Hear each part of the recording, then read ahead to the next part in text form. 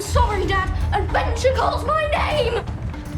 The boy just couldn't figure it out. Just a second ago the wall was connected to a portal into a primeval forest, then he turned his head and it was gone. Yesterday while he was drawing, the wardrobe next to him suddenly started to move. Some sand even spilled out from the cracks of the wardrobe. The boy carefully stepped forward and opened it, only to be stunned by what he saw. On the other side of the wardrobe was a desolate beach. He didn't even get a chance to enjoy the view before a loud commotion behind him grabbed his attention. A group of wild men dressed in primitive clothing were chasing another man. Before the boy could figure out what was happening, an arrow landed right at his feet. In an instant the boy gave up his curiosity and ran back toward the portal. To his surprise, the wild men followed him through. He quickly slammed the wardrobe door shut and leaned against it to keep it from opening. Confused and frightened, Jason ran downstairs to get help from his parents. But helplessly Jason had to return to his room again. By then the time portal had already turned back into a normal wardrobe. Just as Jason was about to speak, a bright light caught the wild men's attention. The wall of his room was once again connected to the primeval jungle. The wild men waved at Jason, signaling for him to join them on a boat. Jason called out to his parents, and then turned around ready to go on an adventure with them. That night Jason was once again startled awake. Several people in strange outfits had broken into his room.